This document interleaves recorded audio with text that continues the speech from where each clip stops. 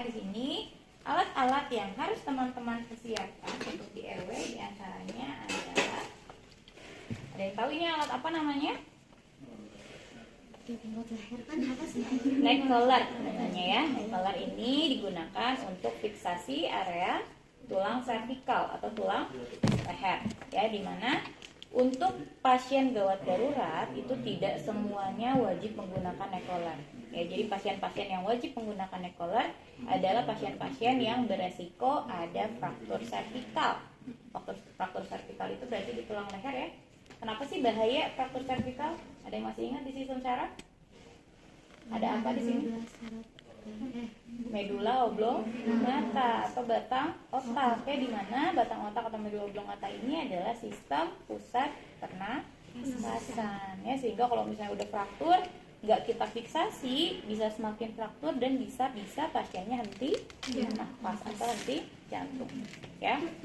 Nah, neck collar ini bisa kita gunakan pada pasien yang beresiko. Jadi kan kita ketika nemu pasien nggak sadar ya, atau pasien gawat darurat, kita nggak bisa langsung tahu dia ada fraktur atau tidak ya. Tapi bisa kita curigai ada fraktur ketika teman-teman melihat pasien ternyata ada jejas atau ada luka di area leher ya, atau ada kebiruan memar di area leher. Khususnya pada pasien-pasien yang datang dengan kondisi kecelakaan lalu lintas. Ya, jadi pasien-pasien yang beresiko seperti itu baru kita gunakan neck collar. Oke, paham ya? Oke. Terus alat yang kedua untuk di RW itu ada ini, sorry. Nih, ada yang tahu ini apa namanya? Ini namanya oropharyngeal airway ya, atau biasa kita singkat sebagai OPA. Ya. Nah, OPA atau mayo ya, nanti kalau di rumah sakit ada yang bilang ini mayo, ada yang OPA. Pokoknya intinya sama. Ini adalah alat untuk membuka jalan nafas. Jadi nanti ini alatnya dimasukin ke dalam jalan nafas pasien. Ya, fungsinya untuk apa? Fungsinya pada pasien-pasien gawat darurat yang datang ke IGD misalnya dalam kondisi tidak sadar, itu kan biasanya beresiko lidahnya akan jatuh ke belakang. Nah, fungsi dari oropharyngeal airway ini adalah untuk mengangkat lidahnya agar tidak jatuh ke belakang dan menghalangi jalan nafas ya. Nanti saya ajarkan cara memasangnya seperti apa. Nah, untuk OPA ini ada ukurannya ya. Ini beda-beda, ada yang untuk anak kecil, ada yang untuk dewasa, dan untuk dewasa pun ini beda-beda ukurannya. Biasanya di warnanya ini beda-beda, ada yang hijau, ada yang merah ya. Cara mengukurnya seperti apa? Biasanya kita ukur dari ujung telinga ke mulut ya. Nanti kita sesuaikan, itu biasanya sesuai dengan jalan nafas pasien. Jadi ini nggak terlalu dalam sebetulnya, sebatas sampai ke batas jalan nafas aja ya. Terus yang ketiga untuk di airway di sini ada selang suction ya. Jadi untuk airway pada pasien-pasien gawat darurat ini kan bisa jadi terhambat jalan nafasnya itu akibat adanya gargling ya, cairan, atau bisa karena ada sumbatan ya. Sumbatan bisa berupa benda padat, contohnya baso ya, misalnya benda padat lain gitu ya. Ini kan orang tersedak gitu kan ya, masuk ke dalam jalur nafas. Atau bisa jadi tadi lidah jatuh ke belakang. Nah, berarti kalau yang kita butuhkan suction itu adalah penghambat jalan nafasnya itu akibat ada cairan ya, atau sekret. Darah juga bisa ya. Nah, ini berarti ini adalah 3 alat yang wajib digunakan atau wajib ada untuk penata laksanaan RW ya. Nah, yang kedua setelah RW ada apa teman-teman? Ada breathing. Nah, breathing berarti kita fokus ke sistem pernafasan atau pola nafas pasien ya. Yang kita lihat pada pasien apa? Yang pertama kita lihat nafasnya ya, respirasi rate-nya, ada nggak bantuan otot nafas tambahan. Untuk alat-alat yang dibutuhkan, teman-teman hanya membutuhkan tabung oksigen dan juga selang oksigen dan masker oksigen. Ini diwajibkan ada ketika pasiennya masih ada nafas ya.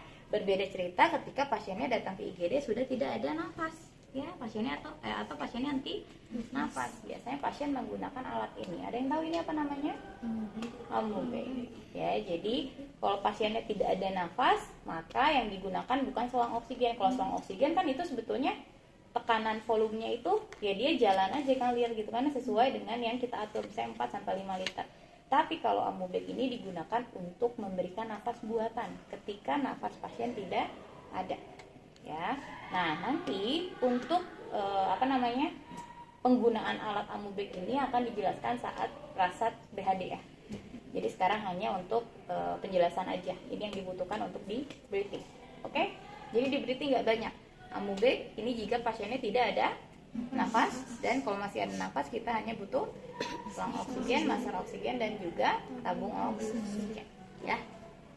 Oke, ini kita simpan. Sekarang kita masuk yang ketiga, airway, breathing, sirkulasi. Ya, sirkulasi. Berarti kalau sirkulasi ada hubungannya sama apa? Perfusi jaringan pasien ya, itu biasanya dipengaruhi oleh kebutuhan oksigen di dalam tubuh pasien. Ini pun bisa berpengaruh ketika cairan di dalam tubuh pasien menurun. Tandanya biasanya apa? Tekanan darahnya turun ya, terus bradikardi, akralnya dingin, terjadi penurunan kesadaran ya, atau ada pendarahan masif yang tampak terlihat ya, darahnya terus muncul ya. Makanya alat yang dibutuhkan untuk sirkulasi ini kita butuh infuset ya, terus ada cairan infus, biasanya dikasihkan NaCl. Kebutuhannya berapa? Ini kita sesuaikan dengan kebutuhan pasien. Kalau pasiennya ternyata udah ngedrop banget, tidak sadar gitu ya, dengan kondisi ada luka terbuka nih, pendarahannya masif, biasanya kita berikan cairannya itu tidak hanya di satu jalur, bisa jadi 2-4 jalur ya, tangan kanan, tangan kiri, kaki kanan dan kaki kiri. Dan pemberiannya itu biasanya nggak pakai tetesan, tapi kita langsung los ya, diguyur. Dan diguyur pun kalau masih ternyata kenaikan tekanan darah, nadinya itu tidak signifikan, ini biasanya kita pijit labunya, dia tekanan cairannya biar lebih cepat masuk ya. Nah ini terus di sini juga ada, nah ini pendukung ya. Jadi kalau misalnya ketika disirkulasi kita masuk cairan, masang infus, berarti kan kita masukin cairan ke dalam tubuh pasien. Nah ketika ada cairan masuk ke dalam tubuh pasien, kita harus tahu juga pengeluarannya ya, input dan outputnya. Makanya harus dipasang kateter ya, fungsinya untuk melihat cairan yang dimasukin ke dalam tubuh pasien berapa, yang keluar berapa ya. Kalau misalnya ternyata sesuai, oke sesuai, tapi kalau tidak kita harus curiga cairannya kemana ya. Bisa jadi cairannya itu shift ya ke intrastisial, bisa jadi bengkak pasiennya, udem, atau bisa jadi cairannya memang untuk memenuhi kebutuhan tadi karena pasiennya udah shock hipovolemik berat ya, dehidrasi berat. Oke, ini kateter ya. Terus di sini masih disirkulasi juga, teman-teman bisa langsung sekaligus pasang NGT. Ada yang tahu fungsi NGT pada pasien gawat darurat apa?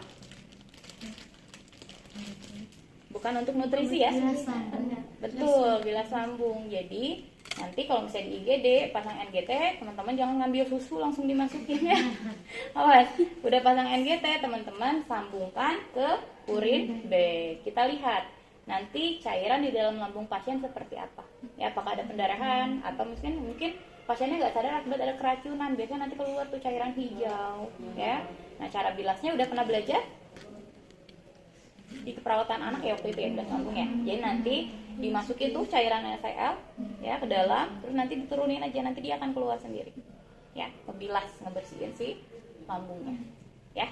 Ini NGT, berarti NGT-nya ingat ya, kalau pada pasien gawat darurat fungsinya bukan untuk memberikan nutrisi.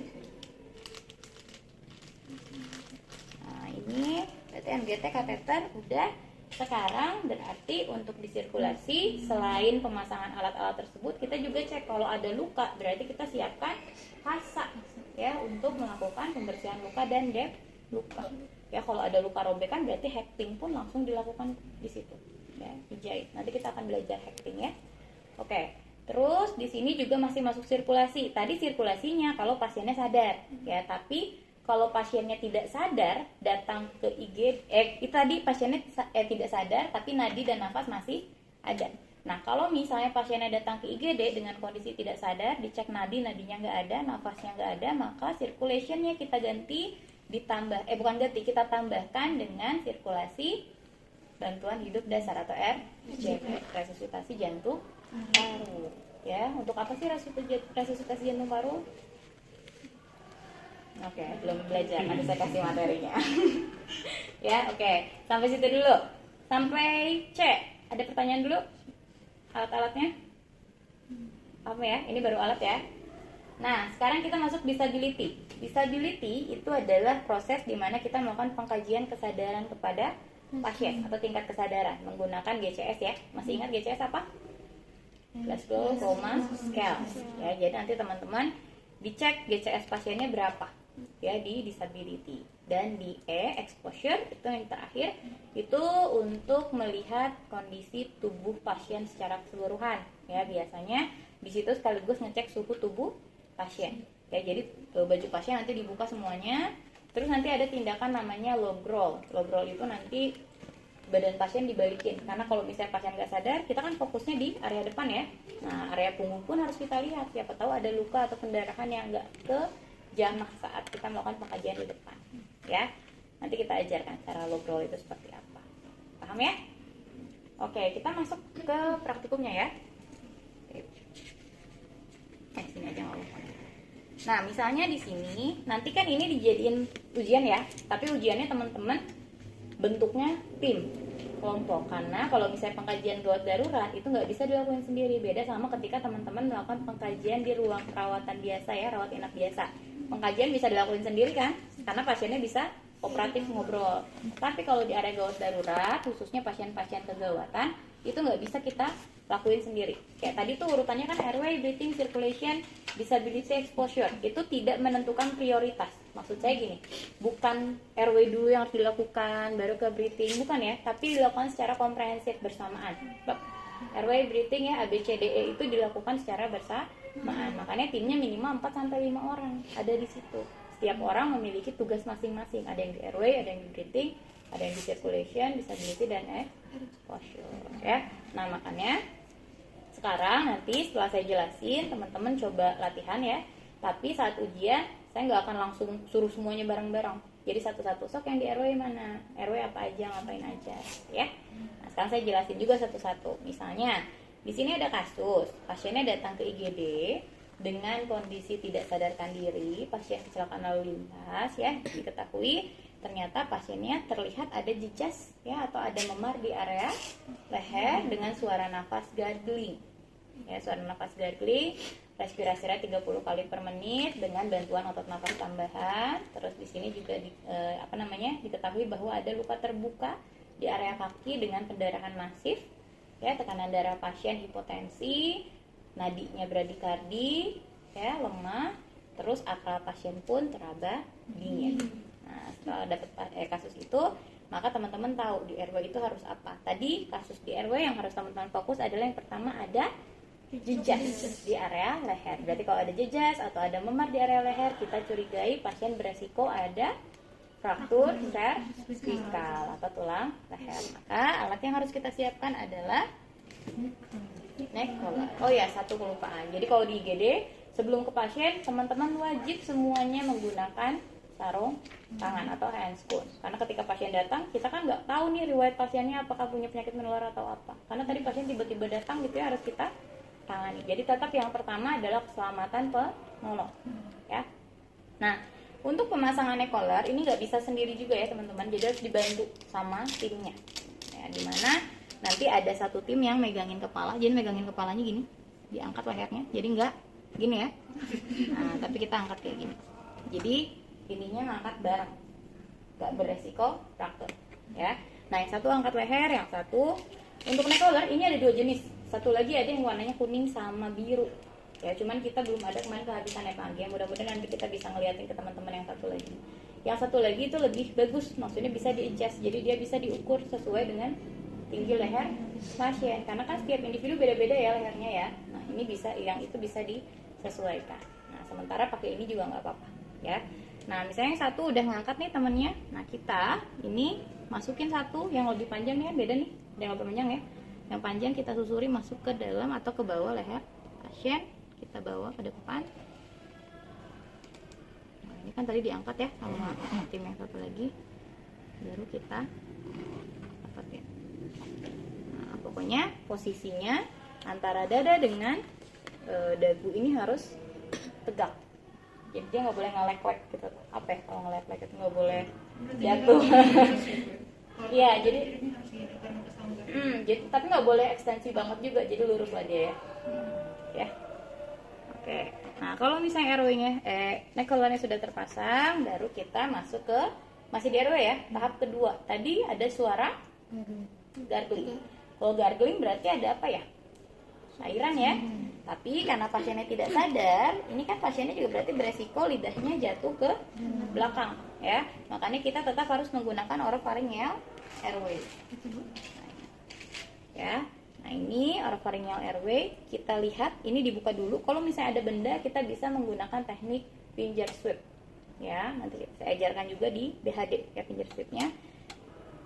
Opa ini kan masangnya kayak gini ya. Nanti ketika masuk ke dalam ya. Tapi ketika masuk ke dalam mulut pasien, posisinya kayak gini dulu. Kenapa harus kayak gini? Karena kita akan narik lidahnya dulu. Lidahnya ditekan dulu. Nah, nanti kalau udah setengahnya, kan ini lidah nih misalnya ya, terus dia narik, cari tuh lidah. Lidahnya ditekan, udah setengahnya baru kita putar. Dan kita masukin. Ya, jadi lidahnya, kalau misalnya langsung kayak gini, bisa jadi lidahnya ketarik ke belakang. Ini kan ya. Jadi, ambil dulu lidahnya kayak gini. Nanti udah di tengah baru kita putar. Ya, kayak gini. Ini antemnya bukan yang buat pakai ini. Ya, gini. Nah, kan gini ya. Ini kita tarik lidahnya sampai nekan ke bawah. Udah setengahnya baru kita putar. Kalau pasien nggak sampai kayak gini ya. Ini karena pentem ya. Ini kita masukin sampai mentok di bibir pasien. Jangan dimasukin ke dalam bibir semuanya ya. Jadi sampai batas ininya dia di luar bibir. Nah, udah kayak gini, barulah kita siapkan suction. Jadi sebelum kita fiksasi, kita suction dulu karena di sini banyak sekali cairan pasien, ya. Nah, suction tekniknya apa? Steril atau nggak steril? Steril ya. Nanti saat ujian teman-teman coba gunakan suction sesteril mungkin. Ya, steril mungkin maksudnya bukan harus sesuai SOP yang detail banget, tapi coba gunakan sesteril mungkin. Gimana nih caranya biar tetap steril, minimal nggak kemana-mana gitu ya. Gitu ya. Nah, untuk suction ketika pasien sudah terpasang OPA gimana caranya? Ini kita masukin ke dalam. Karena ini masuk ke jalan nafas, tapi jangan terlalu dalam ya. Sesuaikan saja kira-kira aja. Nah, udah, ini jangan lupa kanan kirinya juga dibersihkan, mulut kanan dan mulut kiri, karena tadi masih ada cairan yang ada di area bibir. Ya, jadi selain di area jalan nafasnya lewat sini, kita juga ke kanan dan ke kiri. Paham ya? Nah, sekarang teman-teman waktunya untuk memfiksasi oropharyngeal airway. Ini bahaya kalau misalnya nggak fiksasi, bisa lepas. Apalagi misalnya pasiennya gelisah, ya dikeluarin sama pasiennya. Makanya teman-teman fiksasi bisa menggunakan plaster. Ya, fiksasinya kayak gimana? Fiksasinya kayak infus, bentuknya kupu-kupu. Ya, tapi ingat kupu-kupunya harus ke bawah, jangan ke atas. Ya, mengingat ini di area wajah, jadi harus rapih banget kalau misalnya ngasih perekat. Ya, itu nanti coba teman-teman pasang. Ya. Nah, sampai di sini ada yang mau tanyakan dulu? Oke, airway clear. Nah, berarti airway cukup sampai di situ. Ya, minimal yang wajib harus dilakukan di airway itu adalah jalan nafas pasien sudah bersih atau sudah tanpa hambatan. Ya, oke. Airway clear dengan hasil suara nafas sudah tidak terdengar gargling. Ya. Sekarang kita masuk ke breathing. Nah, breathing tadi nafasnya katanya 30 kali per menit dengan bantuan otot nafas tambahan. Berarti nafas masih ada ya. Kalau nafas masih ada berarti kita hanya membutuhkan oksigen dan masker oksigen. Masker oksigennya biasanya kalau pada pasien tidak sadar apalagi sudah 30 kali per menit, kita tidak lagi menggunakan nasal kanu ya, yang kita gunakan bentuknya masker ya atau sumpuk. Ya, ini dipasangkan pada pasien.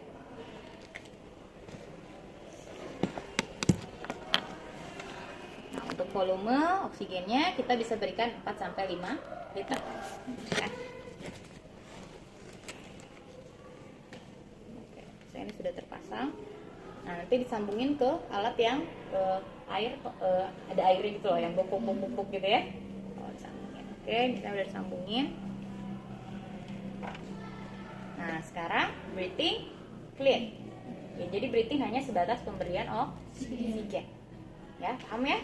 Sekarang kita masuk ke circulation. Circulation berarti yang harus kita kaji pertama tadi, nadinya turun, berarti ada kondisi hipotensi. Ya, hipotensi itu menandakan adanya kondisi dehidrasi atau shock hipovolemik. Ya, terus yang kedua ada nadinya bradikardi dan lemah. Ya, berarti kalau bradikardi juga sama, ya dia ada shock, berarti ada kekurangan cairan. Ya, ditambah lagi kita lihat ada pendarahan masif, ya ada luka. Ditambah lagi akral pasien dingin dan kesadaran pasien menurun. Maka yang pertama kita lakukan di sini di sirkulasi nggak bisa sendiri juga timnya nanti. Ya, ada yang pasang infus, ada yang ngedep luka. Kenapa? Kalau misalnya kita fokus pasang infus, lukanya terus ngucur kayak ember bocor. Ya, kita terus ngisi air tapi keluar lagi. Gitu ya, makanya ada yang dep, ada yang pasang infus. Ya. Nah, pasang infus nanti saat ujian juga sama, teman-teman coba praktekkan gimana cara pasang infus yang betul. Ya, yang betul itu nggak harus detail banget kayak gimana, cuman saya pengen tahu tekniknya. Kan teknik pertama itu adalah buka selang, terus kita masukin dulu ke cairannya ke selang, terus dibersihin dulu gitu ya, nggak pasang dulu, udah pasang ke pasien baru pasang ke lambung, nggak kayak gitu ya. Nah, itu nanti teman-teman pasang dan nggak usah pakai Aviline. Jadi ini langsung ditempelin aja di plester. Ya, jadi saya cuma pengen ngeliat teknik teman-teman aja. Berarti kan kalau habis kayak gini pasangin dulu ke labu. Nah, labunya selangnya dibersihin ya, diisi gantung baru kita pasang. Ya, paham ya? Oke, setelah itu langsung pasang kateter. Kateter juga sama. Kateter tekniknya apa, teman-teman? Steril ya. Jadi nanti saya pengen lihat gimana sih teman-teman menggunakan teknik sterilnya. Ya, minimal tahu gimana sih cara ngeluarin kateter dari plastik. Ya, digulung, nggak boleh keplak-keplak kemana-mana gitu ya. Terus cara memberikan gel dan juga balon fiksasinya kayak gimana gitu ya. Dan yang terakhir juga sama, NGT juga sama ya. NGT juga saya pengen ngeliat gimana sih cara teman-teman memasang NGT, mulai dari ngukur panjang NGT-nya. Ngukurnya dari mana ke mana?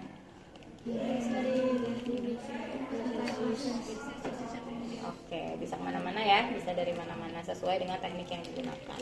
Nah, NGT juga sama, nanti dilihat gimana sih cara pemasangan NGT, sudah terpasang apa yang harus dilakukan. Misalnya mendengarkan apakah NGT-nya masuk betul ke dalam lambung atau ke saluran nafas. Ya, paham ya? Oke, sekarang ke disability. Nah, disability berarti nanti saat ujian teman-teman akan diberikan kasus yang bagian disability. Nanti saya akan bilang misalnya pasien tidak membuka mata walaupun sudah diberikan rangsangan nyeri. Berapa poinnya? 1 ya. Nah, terus nanti itu kan terus nanti motorik, nanti verbal. Saya berikan kasus. Jadi nanti teman-teman tinggal ngitung total GCS-nya berapa ya. Terus tadi disability udah, sekarang masuk ke exposure. Nah, exposure yang tadi saya bilang nanti ada gerakan log roll namanya. Ya, contohnya gini. Nah, yang di sini, Leli pegang kepala pasien, misalnya gini ya. Nah, nanti kalau masuk exposure, baju pasien kita buka semua dulu ya, karena kita mau validasi. Nah, nanti timnya misalnya di sana 3 orang, di sini 2 orang. Saya sama Pak Anggi bagian ngecek bagian punggungnya, ya. Nah, nanti Nura sama Putri sama Aura itu bertiga ngebalikin badan pasien. Caranya, ini tangan pasien bisa kita lipat dulu. Nanti teman-teman tangannya nyilang gini. Gini. Nah, Nura kan kayak gini. Putri kayak gini.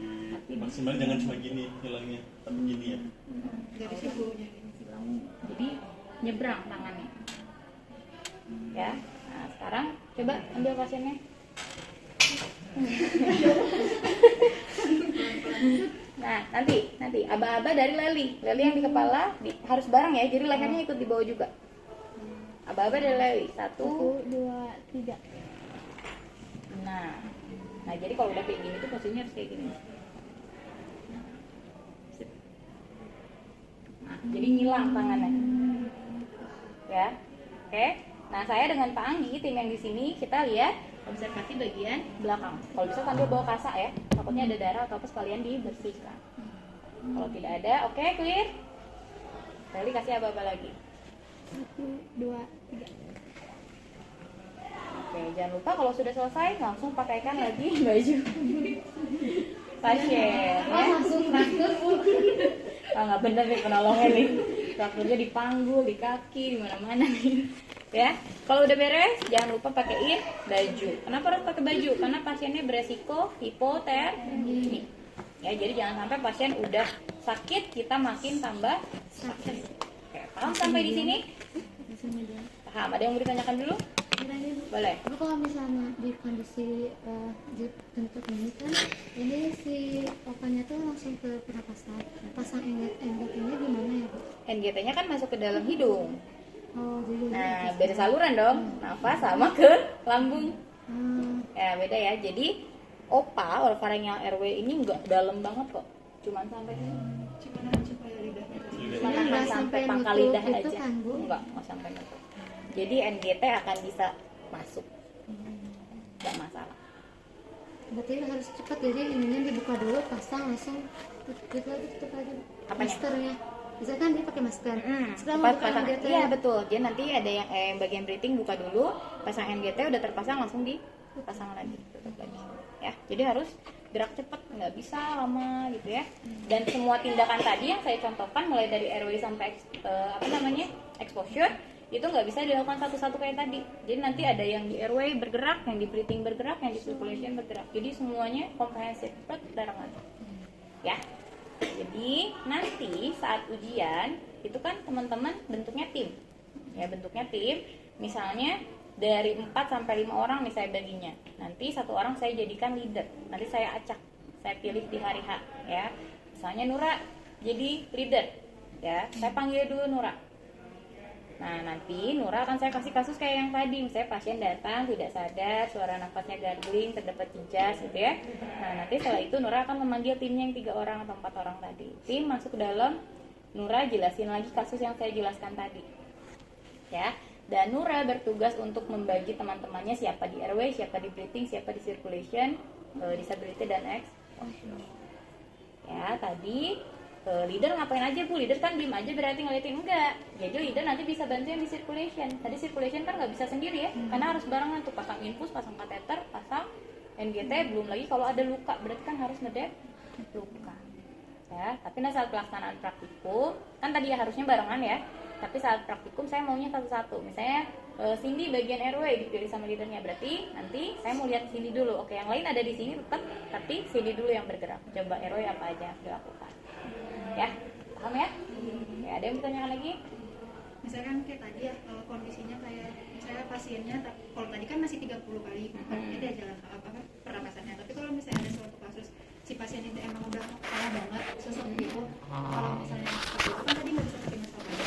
Tapi kan karena memang udah nafasnya udah sesek banget, itu boleh nggak sambil kita airway, sambil yang masukin si opanya itu atau yang ngapain partikulannya itu kita sambil pasangin nasal kanul, atau memang harus dari urutan airway? Boleh sekaligus. boleh. Jadi yang tadi kan jadi harus barengan, nggak harus prioritas tadi airway dulu, nggak. Jadi sambil masangin opa karena tadi mau beresin airway sambil berikan oksigen. Tapi kalau pasien-pasien ya, ini pengalaman di IGD, kalau misalnya ternyata kondisinya udah parah banget, nafasnya masih ada sih, tapi memang dia udah apa ya istilahnya? Kayak sesek gitu kan. Nah, jadi dia udah nggak teratur nafasnya, gitu ya, baru penurunan kesadaran, itu biasanya langsung intubasi. Ya, intubasi itu memasang alat, ya, nanti akan disambungkan ke ventilator. Nah, itu biasanya nanti kita gunakan ambu-B. Ya, jadi tadi ambu-B juga bisa digunakan pada pasien-pasien yang masih ada nafasnya, tapi nafasnya sudah parah. Jadi dia udah kayak udah nggak teratur nafasnya. Ya, itu bisa pakai ambu-B. Atau bisa diintubasi. Nah, intubasi siapa yang melakukan? Itu biasanya dokter tugasnya, tapi boleh sama perawat, tapi perawat yang memang sudah expert di intubasi. Nanti teman-teman juga di keperawatan kritis akan kita ajarin cara intubasi itu kayak gimana sih. Minimal tahu ya, walaupun nanti di lapangan sebetulnya perawat nggak ada hak, tapi kita harus tahu intubasi seperti apa. Karena walaupun di lapangan tidak ada hak, ya, pengalaman saya di rumah sakit kebanyakan yang melakukan intubasi itu perawat justru, ya, tapi perawat-perawat yang memang sudah ahli ya, sudah jago, dia udah biasa pasang intubasi. Ya, oke? Oke, ada yang tanyakan lagi? Boleh. Kalau misalnya yang tadi kan kata ibu barengan. Nah, kalau misalnya bagian exposure itu kan memang harus gitu. Itu yang belakangan aja atau memang? Exposure belakangan aja. Nggak usah, kan nggak mungkin pasang itu sambil di bener-bener. Berarti emang kalau udah kepala semua yang bagian awal Betul. baru nanti periksain sih. Betul sekali. Kalau disability sebetulnya bisa barengan. Jadi sambil ini sambil ngecek disability kesadaran ya. Kalau exposure tetap harus di akhir. Oke? Oke. Nah, nanti ujian nilainya tim kok ya, tapi ada nilai individu juga. Jadi nanti ketika temennya ngeblank bisa dibantu sama yang lain. Ya. Ya, ada tambahan dulu Kang? Tadi udah diajarin sama ngukur pemasan, ngukurin Apa? mana, Udah. sama apa ya? Apa? Lupa tadi. Oh ya, pas wrap up. Ngobrol. Itu hati-hati jangan sampai pasiennya jatuh ke Oh, iya. jadi badan kita teh nahan. Jadi harus ditahan ya. Jangan sampai udah kayak gini. Gebru ya. Apalagi nanti pasiennya misalnya gemuk. Ya kan banyak tuh pasien-pasien. Contohnya pasien-pasien dekom tuh, pasien-pasien jantung, dia kan gemuk tuh karena bengkak ya. Yang namanya orang bengkak kan ya pasti berat karena cairan di dalam tubuhnya. Nah itu biasanya yang agak sulit. Ketika kita angkat, cairannya burut masuk bawah atau misalnya kayak gimana, itu kerabat banget. Apalagi kalau saya sampai ada rembesan si cairannya. Ya. Bisa, sangat-sangat bisa. Ibu, Boleh. kalau misalnya pasang kateter, kita tetap harus ngebersihin dulu vaginanya nggak? Atau langsung aja? Langsung aja. Oh, langsung aja. Ya. Jadi ngebersihin, kalau di IGD harus dibersihin, cuman maksudnya nggak detail kan kalau SOP-nya tuh mayo, nah, terus minor gitu ya.